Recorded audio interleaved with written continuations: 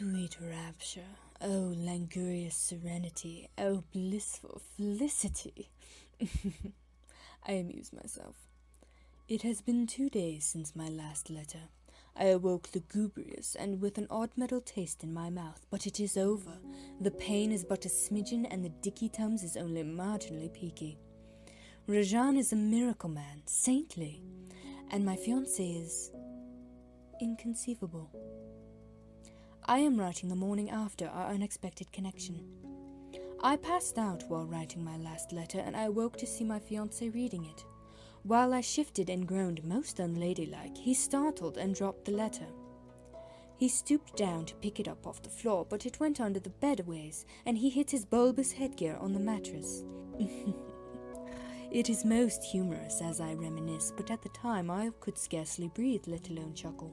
He sputtered that he thought I had hopped the twig and the letter was my will or farewell. Verily, he was correct in the latter, but there I was, eyes half open.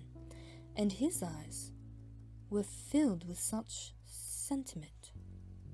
Alas, I had lost all hope of recovery. There was no point in fearing loss of face. I wanted to be free in who I was before I hung up my hat. I said our marriage was arranged for us, so enamoration was never a factor. We are the youngest of our clans with no prospects save his military career. With photos and pleasantry letters, we knew each other's masks but not our hearts. Nonetheless, I would marry him if he would still have me, and if I didn't take a blinder. However, it would only be with half a heart. Loving him is not impossible, nay, it is probable. I have kissed a suitor or two before, and it was not repugnant at all. Furthermore, I do so want children. However, I do not know him as I already know and love you. When my lips touched yours, I knew it felt right. Alas, you are there, and he is here. There is no harm with the truth. As eloquent as this is scripted, bear in mind that at the time I still could not lift my head. I was talking halfway into the mattress. There were hair and slobber everywhere, even a feather or two.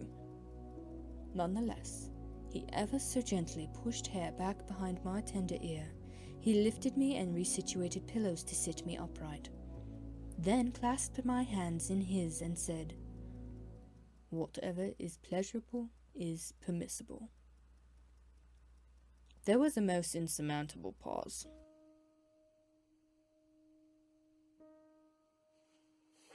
Then, he confessed that he was in the military because his family wanted him away from high society, thus avoiding any further risk of besmirching the household after he was caught kissing a gamekeeper, while in the buff no less.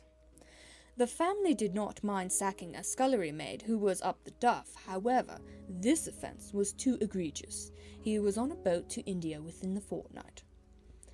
I suppose the week of agony and near voyage with Karen must have burned out the hypocrisy in me. I just listened gobsmacked. It ended up being the best misfortune of his life.